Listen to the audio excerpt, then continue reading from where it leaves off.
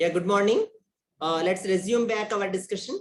In the previous class, we have discussed about batch normalization in CNNs, layer normalization, instance normalization, and as well as batch normalization. We have seen that to combat the or to address the statistical variability in the samples, we use batch normalization. To see the variability or to address the variability in the features, we can use the layer normalization or dimension-based normalization across dimensions. Then we also discussed about, we started discussion on the optimization in neural networks. Let it be a feed-forward neural network or convolution neural network. So the conventional or this direct optimization is through stochastic gradient descent. And we have seen that when we do stochastic gradient descent for weight update, we have some limitations. Mainly at saddle points or at local minima, where the slope is 0, we will not be able to update the weights. So we are stuck at such points. So even though there is a large constant region of slope or constant region of cost, we will not be able to update or move towards even to a close by local minima. Okay, or a far off global minima. So for such, there are some additional terms in the cost function or the weight update function that are used in the weight update function that are used. So mainly the one term that's mainly used is on the momentum term, which will take the direction in which we have been moving, and wherever there is no information, we move in the same direction. Okay, and that helps to cross a small like constant slow cost regions or zero slope regions, or small like get away from a small local minima. See, you can see that this is we can say that this is a minor or small local minima. This is a that means we can easily move through this local minima. Okay, such local minimas we can easily count or come out using the momentum term. We also have observed that when there is a slope difference between two elements of weights along for the cost function. So if cost function is looked at across W1 and W2, and the slope is very high in W2 and slope in W1 is low. If we assume that these are all the constant regions of cost, we can see that from here to here, there is a good variation in cost. Okay, so this is from here to see, if we see here to here, there is a good variation. Whereas we want to see in this direction, only from here to here, there is a large distance to see the variation in slope or the variation in cost. Okay, so the slope is smaller here or higher here and higher here. So what happens? The delta W2 will be much higher, delta W1 will be smaller. So if we keep updating with that, okay, there is a jump here. Instead of coming towards the local minima like this, we will be moving like this. Okay, we move slightly in W1 and much in W2. Okay, that's what happens. Again, same thing will happens because we are moving on to the other side of W2 now. So if you consider this a bell shape, inverted bell shape, or this kind of bell shape where the minima is at the minimum at the center. Okay, so you have moved on to the other side. So slope is now in the other direction. Whereas for W1, slope is in the same direction. Please note that. Okay, and hence you will move like this. Okay, now slope is in the other direction for W2, whereas for W1, same direction. Okay, you will be moving like this. Like this, you will be oscillating and reaching, which is not, this is a zigzag motion towards the local minima or global minima. So it's not very welcome. So we have seen that the momentum term can be introduced using a accumulation of the gradients, okay, through as a velocity term, okay, or with a small modulation or small damping on the velocities, so that we don't accumulate the gradients, each gradient, and it becomes exploding, okay, to in the weight update. Okay, so this is one way of including the velocity term or momentum term. This is the other way where we can consider that we take the, here it is plus, because finally we see that the gradient descent term, okay, is with negative sign. Here also you can note that gradient descent term is finally with negative sign. Okay, so that's what is one common, that's what you can ensure to see that both are equivalent. Okay, and in between, what we are doing in V of t plus 1 through V of t is we are accumulating WTs. Same is happening here with the same sign. Okay, whether it be negative or whether it be positive, right? and that's being added here, or that's being used with the say accordingly the sign. So this is indicating that it is gradient descent. Okay, we are moving away from the gradient or moving in the opposite of gradient direction. Same is happening here. Okay, hope you noted the equivalence of these two. Okay, and then these two terms can be used for momentum or to have the velocity.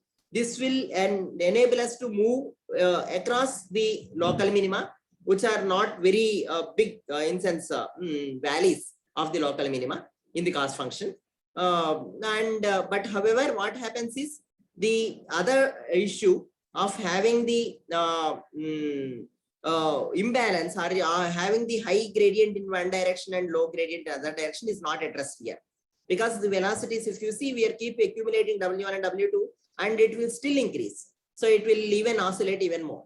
Okay. So now we will see the next proposition for especially for addressing that is through the considering the second movement of the gradient.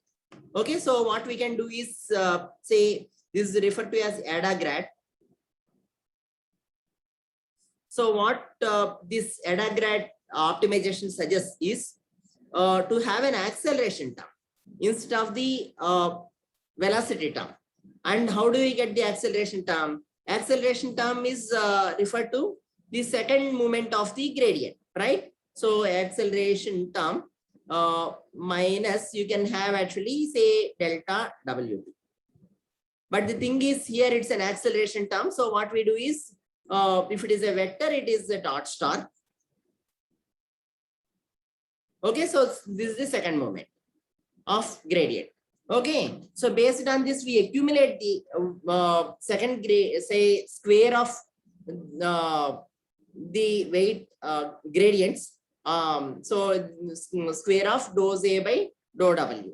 Okay, so dots I have written like this. So because we are considering actually element wise square. Okay, element wise squares, because it's a vector. Okay, and this we incorporate. How do we incorporate now? This is being considered in weight update.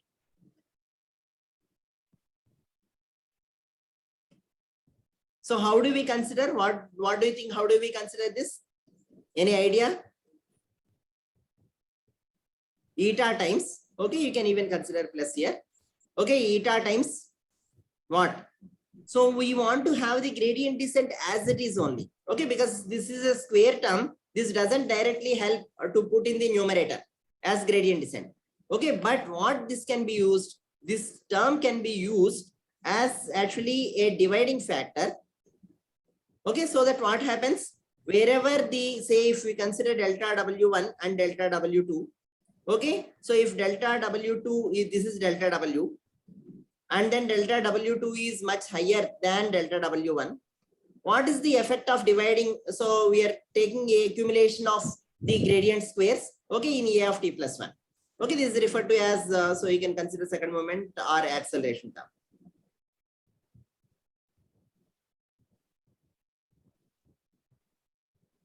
Okay, what's the effect of dividing by it? Can one of you tell what's happening? What will happen if I divide by this? Huh? What happens?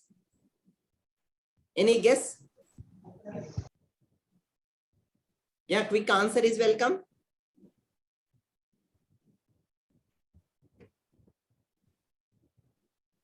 I expect that you people easily can understand and assess what happens if I divide by this. What's happening to the W1 direction? What's happening to the W2 direction? If I do element wise division here. So W1 is smaller, W2 is smaller.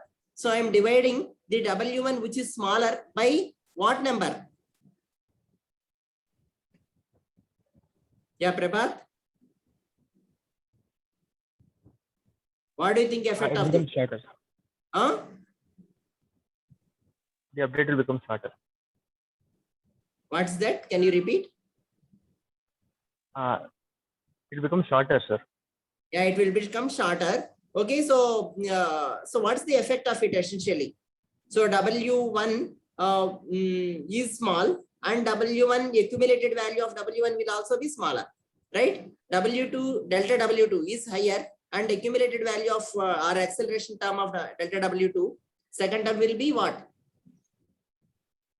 Will be? It will be nearly the same. You will be much higher. So what happens as a based on that? So how if I update like this, what happens in this direction? Okay, so in this direction, the update will be smaller or higher now. This is W1 and W2 directions. In W2 direction, the update for W will be higher or smaller. Smaller. It will be smaller, that's all. So what you will be doing? So you will be only moving like this. Okay, you may be moving like this, you may be moving like this, moving like this and moving like this and reaching like this. Or you may have a slight overshoot. Okay, but it's like this. Okay, but it will not be like a it will not be completely a complete overshoot and oscillations.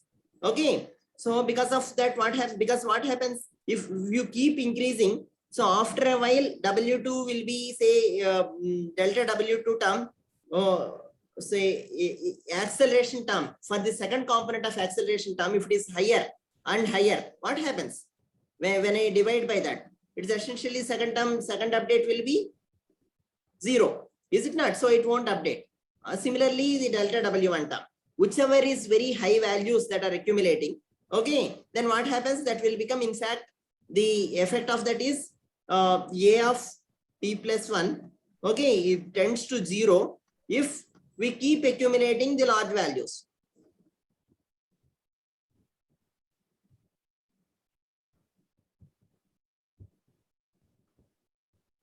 Okay, is this fine or not? Same is the case with delta W1. Is this clear?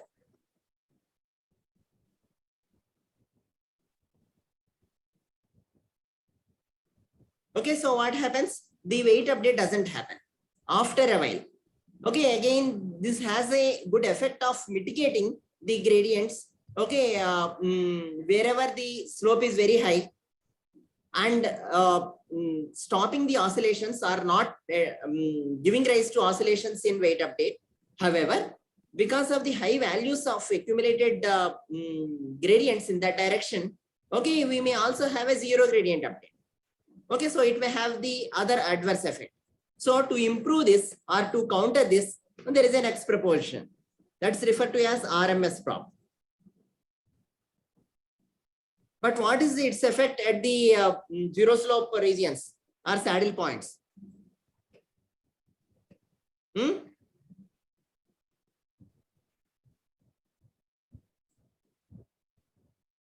Yeah, Dushyant, will you tell? Deepanshu, will you tell?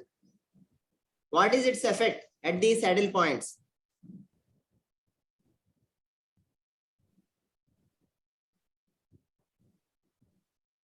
With ADA-grad optimization, okay, what's its effect in the saddle points?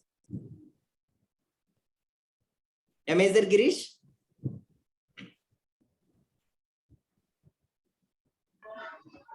So not sure, but it will be 0, sir, I think. Yeah, it is 0, that's all. Okay, because anyway, numerator is 0, right? So irrespective of denominator, whatever it is, okay, numerator is 0. Sorry, there is one small correction here. Since it's a square term, okay, we take square root and then divide. Okay, square root is element by square root. And we also use an epsilon just to take care of any small, say if it is 0, ideal, completely 0. Okay, then dividing with 0 will have a very adverse effect, right? So we want to take this epsilon. Okay, so especially during initial epochs, okay, this may be 0, very small. Okay, in such region, if we divide by 0, we will be in trouble. So we use a small, say 1 e epsilon maybe, okay, 1 e power minus 7 or 10 or whatever.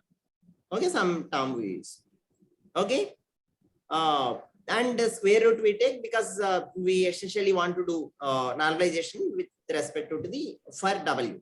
Okay, so this essentially acts as a normalization term for W over a time. Okay, over epochs. But however, this doesn't address this issue of saddle points.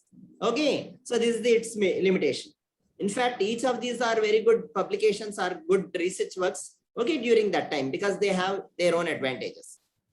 Okay, so the one issue that we have mentioned is, okay, this becomes zero as you move on. Okay, if we move more iterations, because it's keep accumulating only. There is no damping that's happened to the acceleration term.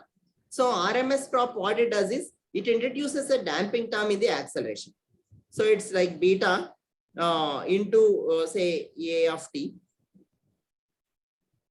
plus 1 minus beta into this delta W, okay, whole square,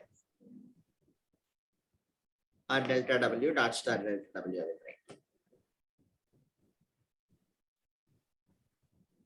Okay, so and now this weight update is with this, okay, decayed acceleration or with damping term,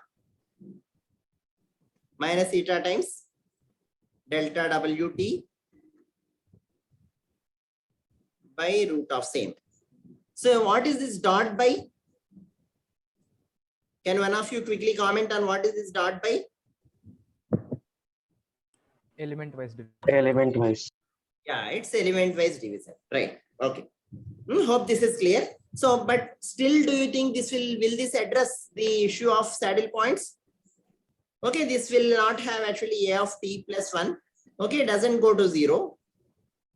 Oh, goes to 0 very slowly. Or is finite. Okay, so it will not go to 0 very quickly, or it won't explode. Sorry, A of t plus 1 doesn't go to 0, right? So A of t plus 1 will be very high.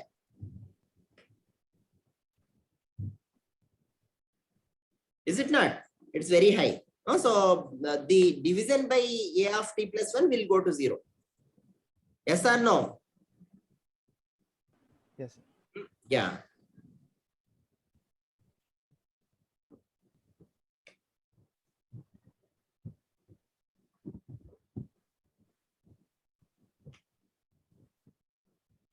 So in fact, it may tend to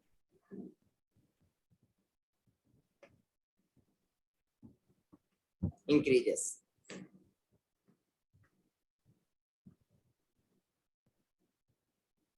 Okay. Also, and hence what the effect is delta say Wt plus 1. Okay, there will be finite update. Okay, so for each W's. But will it address this issue of saddle points? Delta W equal to what at saddle points? What's it? Yeah. Oh, it is 0. It is still 0. Oh, so it doesn't issue.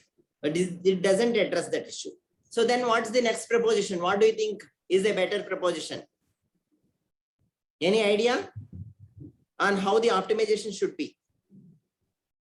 We can use both velocity term and acceleration. Right. That's all.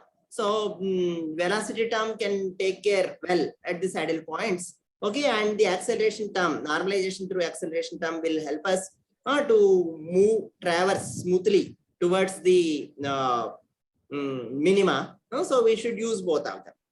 So then that's referred to as ADAM.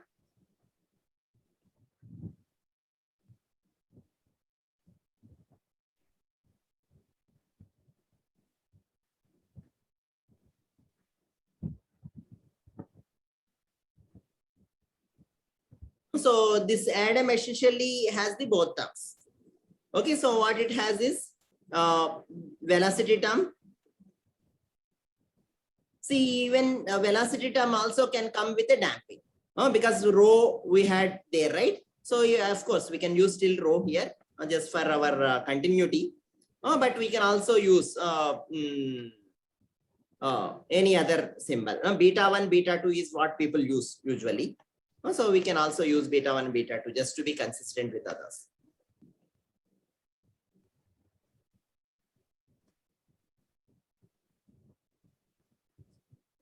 One minus beta 1. This is how people use. So previously in the previous version, we have only seen, okay, rho here and no damping here, or one minus rho we didn't introduce in the momentum term. Okay, but however in Adam that's also there.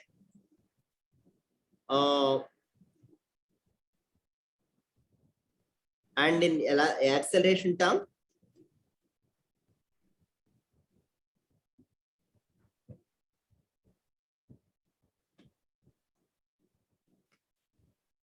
so now how should I have the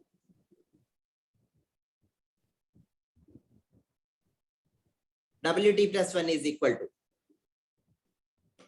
How should I write Wt plus 1? I need some clue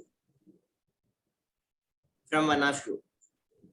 Wt plus 1 equal to what? You should tell before I write.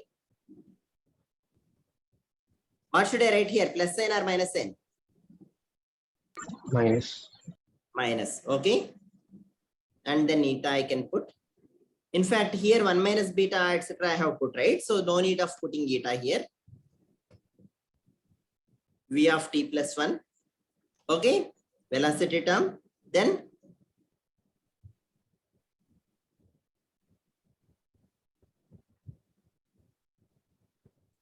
no, of course, I think eta will also be there. This is a learning parameter here. This is beta 1, beta 2 or damping parameters mainly for the velocity and acceleration term. So usually as we discussed, beta 1 is 0.9, okay, and beta 2 is 0.999, I think.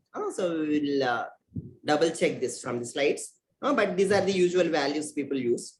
Okay, and then eta learning rate anyway, you know. So it ranges from 10 power minus 3 to 10 power minus 6 or some 7 for CNNs. Also, it is slightly lesser for feed-forward neural networks. Adam optimizer is widely used for convolution neural network based learning and training. See here also there is small issue. So what's the issue here? Say at the initial times, what may happen? The say if you see these two are 0. So these two are 0 at the initial time. So at V of 0, if I consider, these two terms are not there. Okay. And here what is happening? 1 minus beta 2, these terms cancel. Okay, at the first iteration. Okay, or the first epoch, first update. And then what essentially we have in this is root of 1 minus beta 2. As somebody is telling something.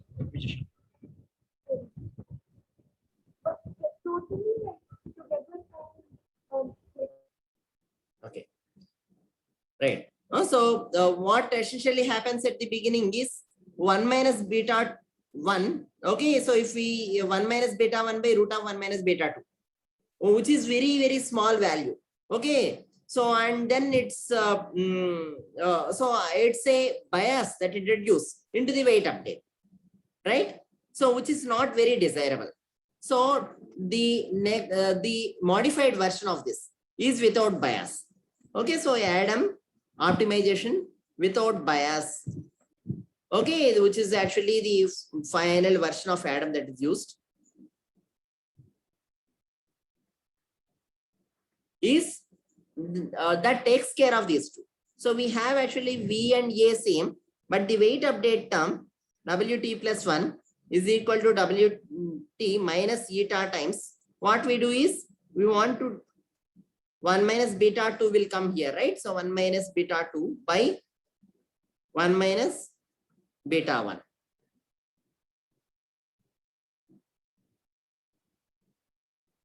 Into V of t plus 1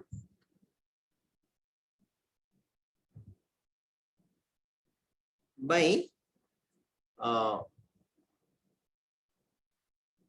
root of. So this is dot by only. Okay, element wise division. Okay, and this is 1 minus root. So I think this will come.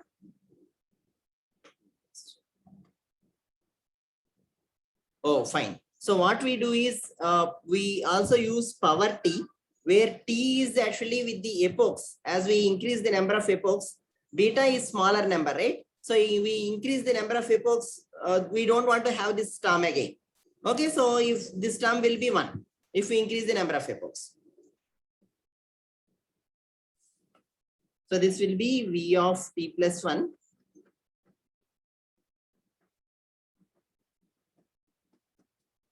Okay, that will take out the bias. Fine. So if you see now, this will have the provision of crossing the saddle points with momentum, and this will also have a provision of normalizing the gradients, which are very like where the slope between different weight directions is completely different. Okay, so any questions on this? Okay, so I assume it is clear. Okay, and then we'll move on. So we'll see a couple of slides now and come back to the discussion on the other aspects. Mainly through slides, what we see now is we will see these things from the slides, whatever we have discussed, and then we will see there are few other aspects which will help us to learn neural networks or convolutional neural networks better. We will see that. So one other aspect that we widely employ for effective learning or better accuracies is ensembling. Okay, and then using dropouts for better regularization.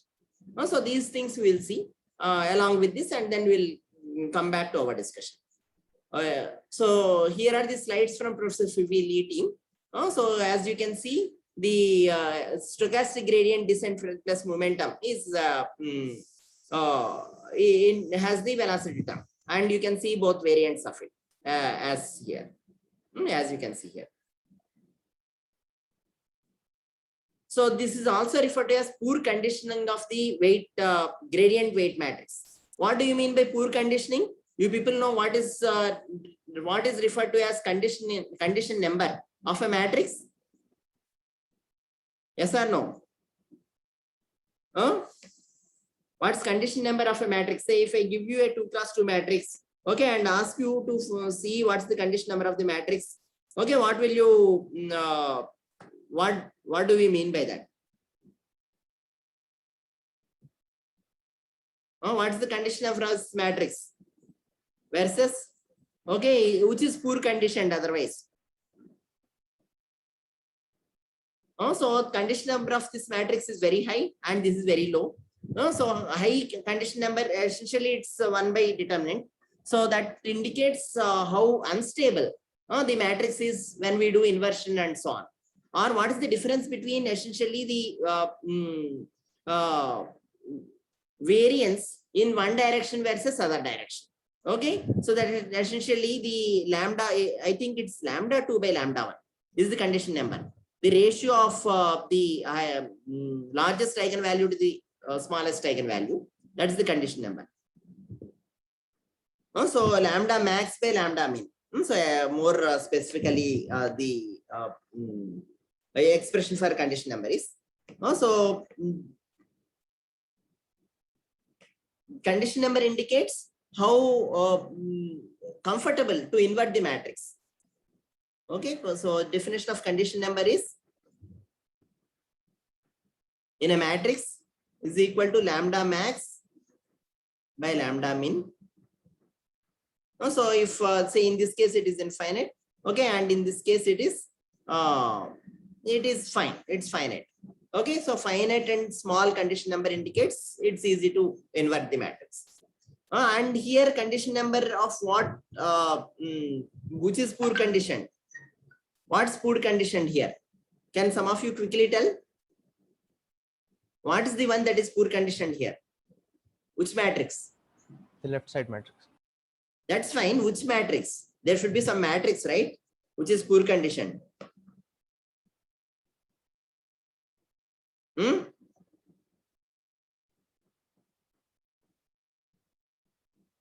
Okay, matrix dose A by dou W is poor condition. Okay, so dose A by dou W1, dose A by dou W2, you have a matrix, right? So it's a W1, W2, if you consider as two directions. Okay, the constant W1, W2 is a function of both. J is function of W and W2, and the differentiation essentially what we get is the function of dou J by dou W1, dou J by dou W2, dou J by dou W1, dou W2, and so on. Okay, so it's a Jacobian matrix of weight matrix, weights elements is poor condition. So that's what you can see here. So the same points that we have discussed. So there is other thing that I have skipped is say Nastro momentum. What Nastro momentum does is, so instead of say what we have seen is for adding momentum term, velocity term, we have seen that the gradient is calculated at the previous location of weight. Okay, where we are. In Nastro, what we do is instead of calculating here, this gradient is calculated for the say J dou J or dou L WT plus okay rho times V of t. That means where are we calculating the gradient? Gradient of the cos function, instead of calculating at WT, we are calculating at WT plus 1. Oh, sorry, at VT plus 1. Okay, so we are taking the velocity also into account at that instance because we know it, and then calculating the gradient. Okay, so this is a step forward because we know that we are anyway moving towards the velocity, say to at least towards the velocity term. If you consider this, it is very clear. Okay, we are moving towards the velocity term. So we calculate instead of WT, we are at WT plus 1. We calculate. So in the cos function, instead of calculating where we are, we calculate where we will be moving with the velocity term alone is taken care, or the momentum term is taken care. That gradient we use for computing the okay in the equation of the overall momentum. I hope the discussion is clear. That's what it does. Okay, so it takes the instead of x is here is referred to W in our case. Okay, so we are calculating it rho plus rho V. I hope this is clear. Sir, could you repeat this once? Yeah, so actually what happens is if we are say our cos function is like this. Okay, assume that we are here. Okay, we are here. So what we do? So if we say if WT is here, and then what? So velocity term I can calculate as so velocity t plus 1 equal to rho times velocity t at this instance minus usually what we do say whatever alpha times so or eta times here. Okay, del WT. This is what we do, and then WT plus 1 is equal to WT minus R plus here, okay, V of t plus 1. So what we are doing is, see, if you see this expression of momentum, we are calculating the gradient of the loss function del WT is equal to what? Dou J of WT, okay, by dou T with respect to iterations, right? Dou T. Oh, so this, sorry, dou WT.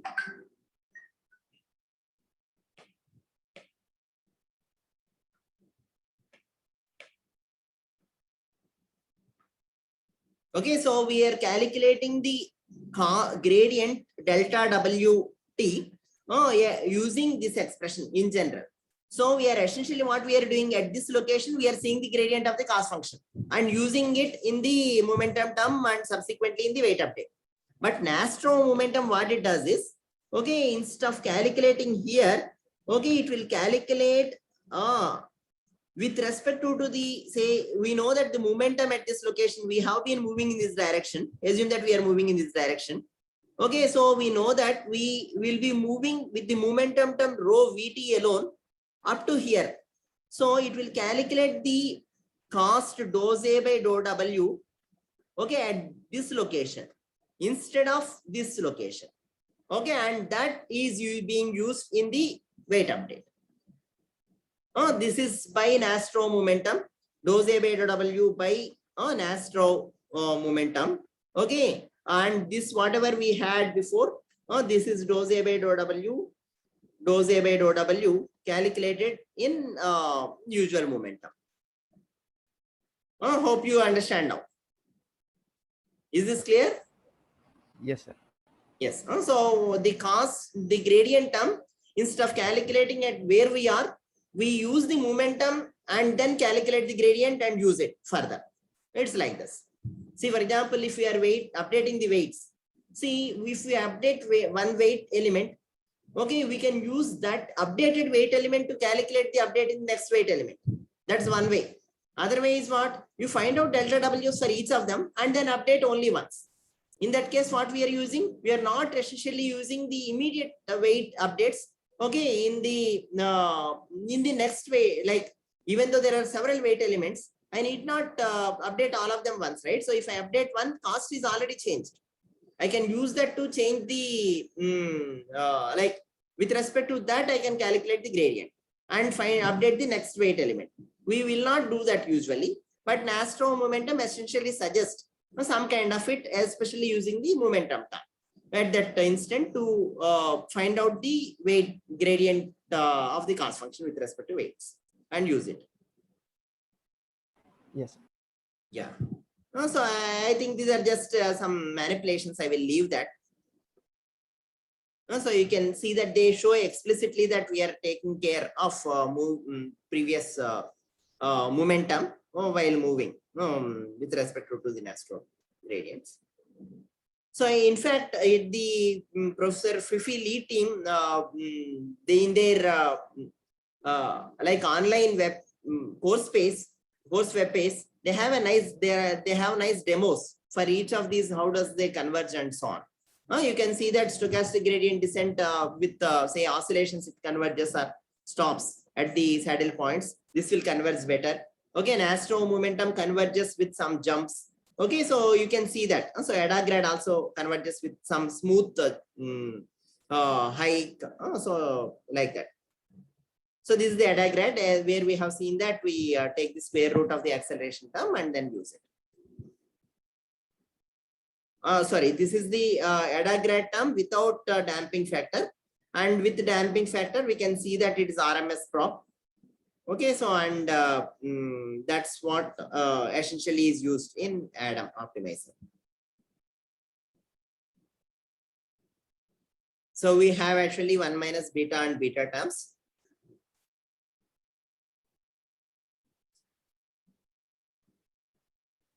And here in full form, we have actually division of the, here they have divided the second movement itself by 1 minus beta t. Okay, and then it normalizes, then they have taken the square root. Okay, so we have taken it outside. So just that's the difference.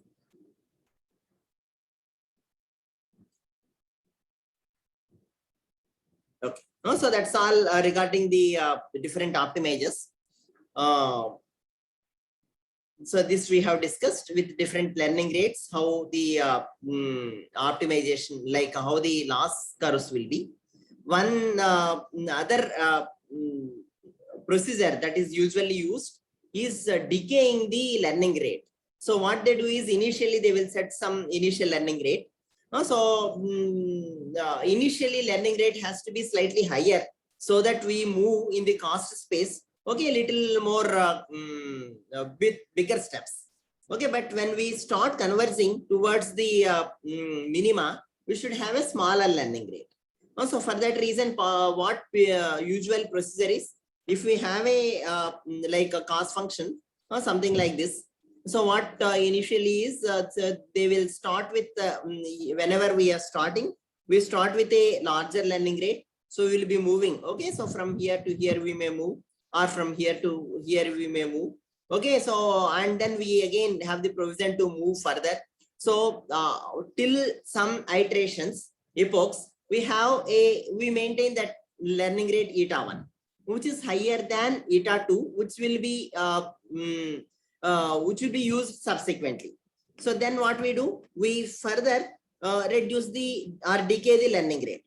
Also, and at regular intervals of epochs, we decay the learning rate or reduces the learning rate. So eta 1 is greater than eta 2, greater than eta 3. Okay, like that. And what we do is, say if we're targeting for 500 epochs. Okay, so for each 50 epochs we may decay, or for each 100 epochs we may decay. The procedure of decaying the learning rate either is by exponential way or through a in terms of a 1 by t decay rate. So as you can see here, either through this or this kind of procedure, we decay the learning rate. So initially, if we set it is to be 10 power minus 3, we will be subsequently moving to 10 power minus 4, minus 5, and so on. So that when we move towards a minima, so we move very smoothly and we don't cross the minima, okay, with large learning rates. Hope this is clear. So the learning curve will be something like this now. So the learning will keep following a trend.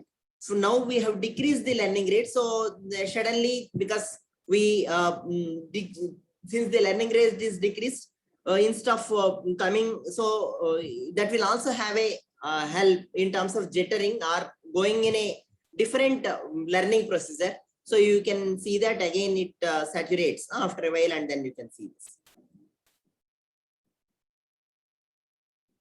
So they use mostly with stochastic gradient with momentum. So I will skip some of these things. So there are some procedures to directly move towards the minima. Okay, but those procedures, what they require is, they require the computation of the Jacobian matrices with all the weight elements at once. Okay, and you can, and Hessian matrices also. Jacobian and Hessian matrices. Hessian matrix means, say, dose A by dou W. Okay, is of what is the dimension of dose A by dou W? If J is the cost function, dose A by dou W is what dimension? Dimension of W itself. If W is, say, so M cross N, and then dose A by W is dou W is also M cross N.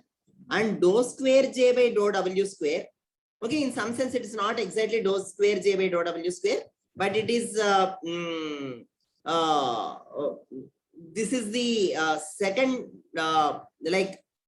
in some sense second derivatives. Okay, matrix of second derivatives of the weight elements. Okay, so I am just writing dou square J by dou W square, but actually it will be it will have actually even the tiling of this dou A by, if dou A by dou W is a vector, so in vector case it is easy to understand. So if W is a vector, say if W is M cross 1 vector, okay, then dou A by dou W is M cross 1 vector, is also M cross 1 vector. Whereas Hessian matrix, which is dou square J by dou W square in some sense, it's not exactly, because W is a vector, please note that. So we can't write dou, instead of that, what we should write is, what we should write? Any guess on this? How should I write the Hessian matrix here? Hessian is a matrix, by the way. This is M cross M matrix. Okay, and this is written as dou square J by dou Wi dou Wj. Okay, where I is a, where is where to where? From 1 to M. Okay, this is how the Hessian matrix will be.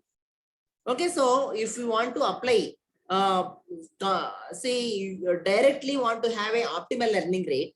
See, in this case, what we are aiming to do is, say if we are here, why to take small steps? Can I use the whole information of the cost and gradients, okay, matrix of gradients? Can I directly jump close to the global minima or a local minima at least? Okay, that is the question. That is finding out eta opt, optimum learning rate, for jumping in 1 or 2 iterations. That can be done. Okay, but for that, what we need to do is, we need to calculate the, if you want to use second order optimization, we need to calculate the Jacobian and Hessian as well. With first order, Jacobian is good enough. Hessian here itself is a matrix. When you have this M cross N, then this will be too much. Okay, so it will have actually 4 dimensions. So in sense that it's a tensor. So we leave that aspect of discussion, but I'm just conclude the discussion here saying that in such case, what we do is, the cost function can be expressed in Taylor series. Okay, where with respect to the weight elements, and then differentiate the Taylor series with respect to the expansion up to, say, if you want to go up to second order moment, we express it up to second order moment, differentiate this with respect to the weight element, that is theta here. Okay, and then what we do, that equate directly to 0. Instead of going in a gradient descent kind of procedure, where we have actually weight updates in an iterative way. If you want to find out an optimal optimization for all weight elements at once, okay, then the procedure is express the cost function in terms of the Taylor series expansion in terms of the weight where we are, okay, and then figure out the differentiate with respect to the weights, matrices, okay, and then equate to 0. That you will get the expression, direct expression for weight update. Okay, this will help to update weights at that location. Now, after a data star, again, you can substitute them back and expand in Taylor series and differentiate and see. But essentially, this is the minimum. So you will get 0. Essentially, so you will be going in a one jump to the close by optima. So this is other way of doing. So there are some research even in this front. But this is more influenced by noise, or if there is any jitter in the weight elements, initialization, all those things. Okay, and it is there are some suboptimal procedures, and also inversion of Hessian here. This is of order n square. The inversion needs even more operations, right? So it's very costly. So usually this is not the one which is used. The optimization by Adam optimizer or stochastic gradient descent with momentum is widely used. Okay, so a few other things are, say, whenever we observe there is a gap between the validation, also validation data loss and the training data. So if this is accuracy. So we see that the accuracy of training is much higher and validation is much smaller or way smaller. So in such case, what we can expect, there is an overfitting that's happening. So in such cases, people may stop early and then change their learning rate or use some other procedure of regularization or model ensembles. So what do we mean by model ensemble is, see if we have actually, there is a nice figure here. So this is the cost function, as you can see. So we can depict in a, say if we consider W1, W2, two weight element, two weight directions. Okay, and this is Z of W1 comma W2. So this is how the cost function in 3D is. Okay, what we are doing essentially is, if we are starting here somewhere, okay, we use optimization procedure and come somewhere to some minima here. Okay, we reached this minima. So this is what is being done in a single linear learning of neural networks. Now what we do, instead of here, if I initialize here, what may happen? I may go and sit to this local minima. Okay, if I initialize here, I may go and sit here. Okay, assume that there are different initializations if I do. Okay, then what I do for the same, even though the cost function is roughly same, okay, we may reach out to the different local minima. Each local minima may give some good importance in terms of classification or whatever. So what we do, the average of the scores that are obtained are either in terms of the classification, say there are different ways of doing ensembling. One way of ensembling is simply we may use actually the we may use the average say majority of the class labels. So we can just see that actually if I run this for 3 times, among the 3 times, if say 2 times it is classified to class 1 and 1 time to class 2, I may consider the correct class label as class 1. That's one way of ensembling. The other way of ensembling is we may use these scores at each of these things, add them and average them and use that score for giving the class label, something like minima. And this is actually cyclic learning rate. So what we do is we decrease the, say here, usual procedure is, say what we do is we decrease the learning rate, right, as we go on the iterations. But what we can do in some cases is, say after we reach to a local minima, if we are not sure whether that is a local minima or not. So what we do now, we can increase the learning rate and then what, so then it moves again. Okay, and then again the class will be high. Again, we try to reduce. So again, after say again slowly the learning rate is reduced or learning is happening. Again, we increase the learning rate and hence we go to the other cost. other like slightly away from the that minima. Like that we do, and we may reach the global minima. They are even there after there, even if we jitter a little, okay, or if we increase the learning rate, we may not move away. We may come back. So is this clear? Sir, a question. Yeah. Yeah, here in the previous one, how will we actually reach the global minima, sir? Because all we have is the information of the local gradient. Right. So by changing this learning rate separately, like in a No, we may this not fact- reach the idea is this. So if we have actually say in one dimension, if we see, okay, so so if this is the local minima, okay, global minima. So when we are here, so we already reached a minima, right? So through momentum, we may be able to cross this and come here. But here momentum may not be sufficient to move it. So in that case, the increasing the learning rate, what it will do, it will anyway move faster, right? So you will be here and then you may be able to move here. And here also with momentum may not help, learning rate may help, increasing the learning rate. Is that clear? yes, sir. But like the question is, if the global minima here is on the right, but then say if the data point is somewhere to the right of the global minima, to right of the local minima or wherever it is, then the weight update will be towards the left rather than the right. You are saying here, right? You are saying here. Yes, sir. So actually, then, in the left, yeah, it will move this this global way, minima.